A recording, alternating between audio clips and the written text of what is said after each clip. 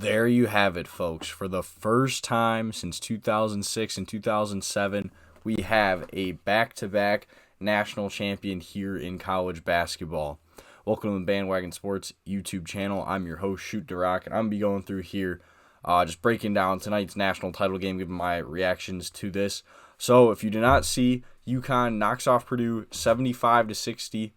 Their second straight national championship. They become the third team since the tournament expanded to 64 teams back in 1985 to win back-to-back national titles, joining Duke in 1991, 1992, and then, like I mentioned, Florida in 2006, 2007.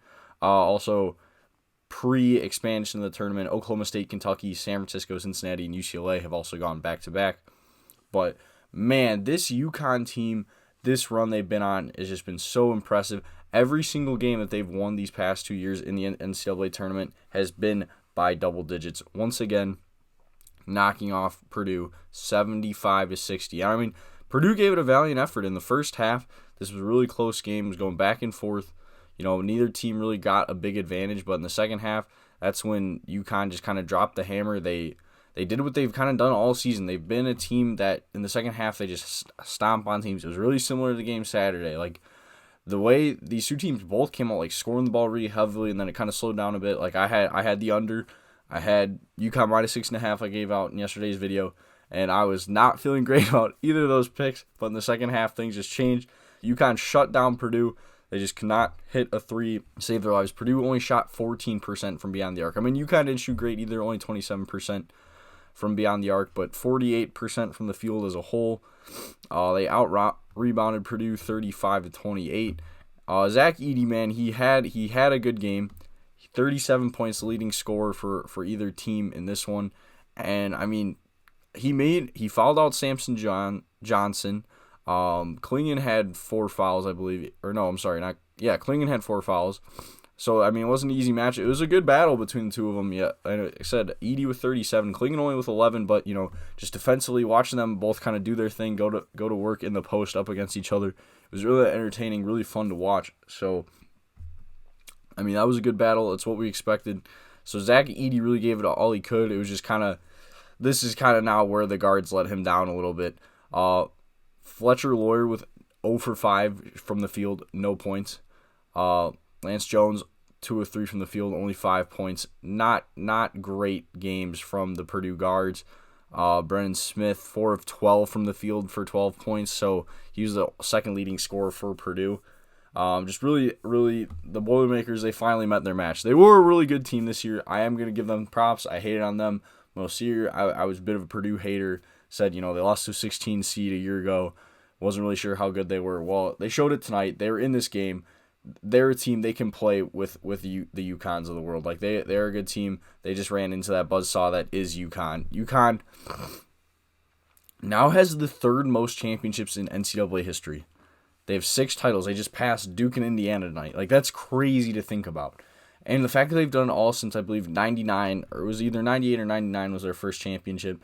They've now been to 7 Final Fours, 6 national title games. They've won every national title game. Only one time that they've gone to the Final Four and haven't won the whole thing.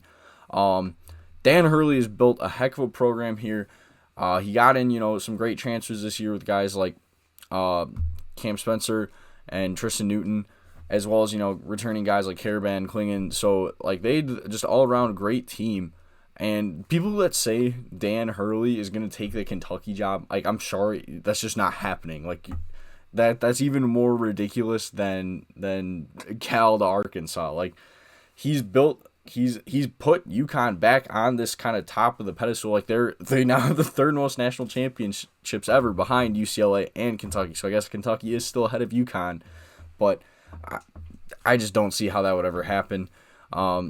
He's got so much going for him right now, so I really just think, you know, I don't know, way too early to tell. I mean, could they win 3 straight? Something we haven't seen since UCLA in the 60s? Like, I don't know. I'd say probably not. I would not put my money on it, but if there's a team that could do it, it could maybe this UConn team. I mean, they're just so stinking dominant. They've, like, blown everyone out.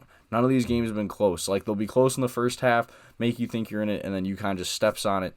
All of their starters except for Alex Caravan were in double figures. Klingon with 11, 15 from Stephon Castle, 20 from Tristan Newton, 11 from Cam Spencer. Like, just everyone can score, everyone can defend.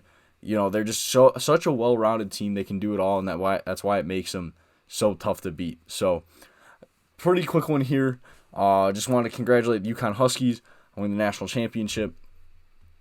But we'll hop in here now. We'll hop in a little NBA, just to give you guys a little bit more basketball fix. So, we have 6 game days left here in the NBA season, Tuesday through Sunday here. That's the end of the NBA regular season. The 20 teams that we know are going to be in the playoff/play-in are already clinched. The East has been set for a while. The West, Houston, they went on a bit of a run to try to get back in it, but now they're done. They've lost now 5 straight games. So the Warriors are going to be that 10 seed.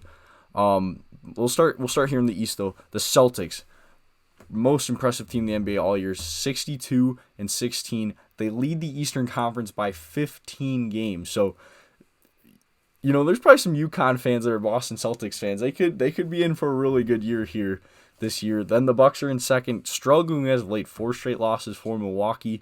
Orlando, kind of the upstarts, they're playing all right now. They're in third. They're also tied with the Knicks, who are in fourth, and then Cleveland's a half game back them in fifth. So all those teams are kind of right there in the middle.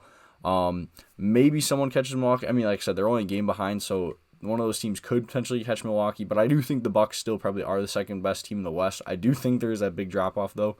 I hope they stay in that second spot.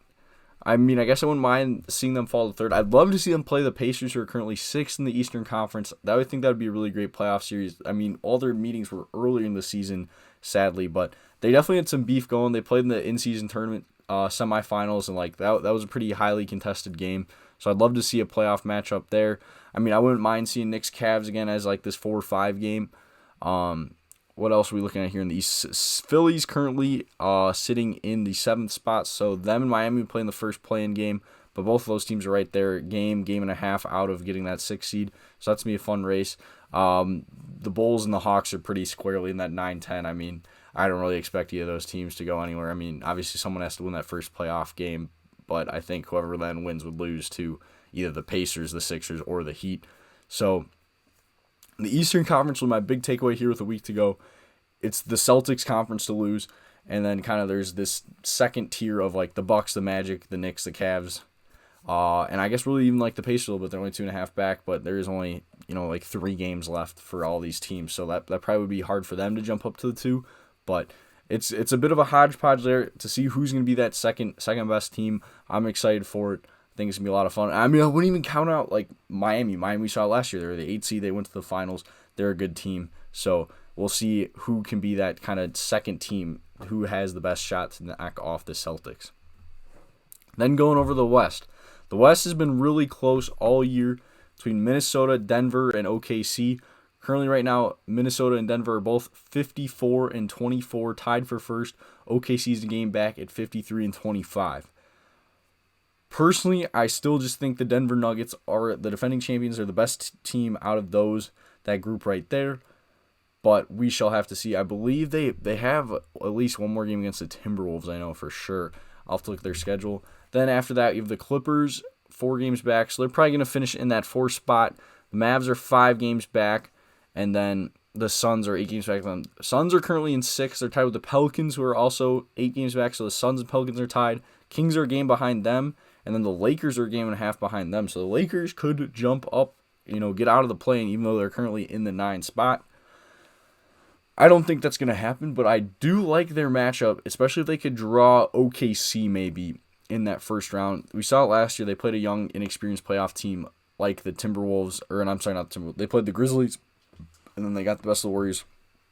Went on a run to the conference finals. When you have a player like LeBron James, Anthony Davis on your team, they could go far. I mean, I guess if they get the 8th seed, I think they could beat Minnesota. I don't think they can beat Denver. Denver's the one team for sure I do not think the Lakers can beat, but I think that they could beat Oklahoma City for sure. Minnesota did just beat them in LA on Sunday night, so we'll have to see there.